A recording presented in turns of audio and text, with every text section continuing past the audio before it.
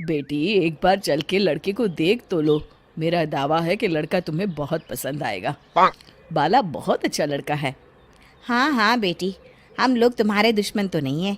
किसी अच्छे लड़के से ही तुम्हारी शादी करवाएंगे ना। आखिर तू हमारी इकलौती बेटी है। अच्छा ठीक है माँ, अब ज़्यादा भावुकतापूर्ण शब्दों का इस्तेमाल ना करो। मैं चलने के लिए तैयार हूँ। चलो फिर, बिना देर के हम सब चलते हैं। सभी बाला के घर पहुंचते हैं। अरे क्या बात है बहन जी, अभी तक आपका बेटा नहीं आया? जी बस आता ही होगा। तभी वहां बाला आता है। लो जी, आ गया मेरा बेटा। ये लोग तुझे देखने आए हैं और ये इनकी बेटी नम्रता है। बाला के सर पर बिल्कुल बाल नहीं होते। ये देख नम्रता और उसके परिवार वालों की आंखें फटी की फटी रह जाती है। ये तो टकला है। हे भगवान, माँ पिताजी, आप दोनों एक टकले से मेरी शादी करवाने वाले थे। अरे ये तो पूरा उजड़ा चमन है। देखो बेटी, इस तरह किसी का मजाक उड़ाना गलत है। किसी के बारे में इस तरह की बातें नहीं करते। बालों का क्या है, वो तो आते जाते रहते हैं।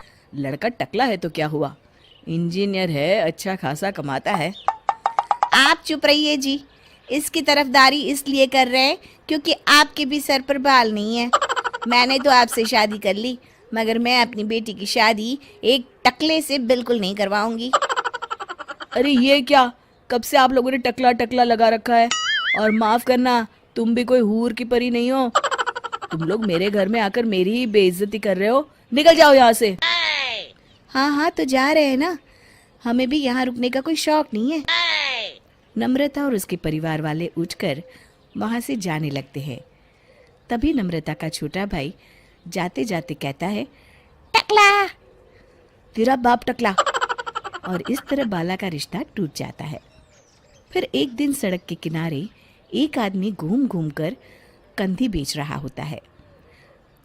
कंधी ले लो, कंधी, एक से बढ़िया एक कंघी ले लो, नए जमाने की कंघी ले लो। अरे भाई ये ले लो। घूमते घूमते वो बाला के पास पहुंच जाता है। अरे भाई साहब, कंधी लोगे क्या? ये लो।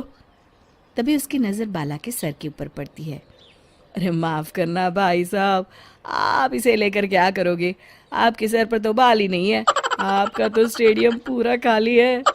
चलता हूँ, कंधी ले लो, कंधी ले लो। कंधी वाले की बातें सुनकर बाला को बुरा लगता है। उस समय बाला को ऐसा महसूस होता है कि उसके लिए दुनिया में सबसे कीमती कोई चीज़ अगर है तो वो सिर्फ बाल है। बाला सड़क पर चलते हुए लोगों के बाल बड़े गौर से दिखता है। चलते चलते बाला एक मंदिर के पास पहुंच जाता है। हे भगवान, तुमने ये मेरे साथ क्या किया? थोड़े से बाल अगर मुझे दे देते तो तुम्हारा क्या चला जाता? सारी दुनिया मेरा मजाक उड़ाती है। अरे भाई, आज पहला इंसान देख रहा हूँ जो मंदिर आकर भगवान से अपने लिए बाल मांग रहा है। बेटा, भगवान ने तुम्हें सब कुछ तो दिया है, अच्छी सेहत है, अच्छी नौकरी है। लगता है तुम्हारी तबीयत ठीक नहीं है। घर जाओ, सब ठीक हो जाएगा।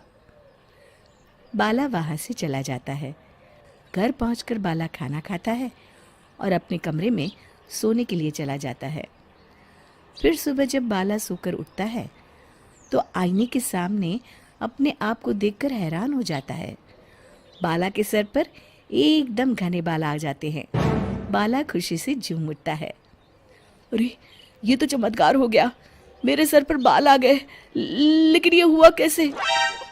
दोस्तों, अगर आप इस कहानी का दूसरा भाग देखना चाहते हैं तो हमें कमेंट करके ज़रूर बताएं।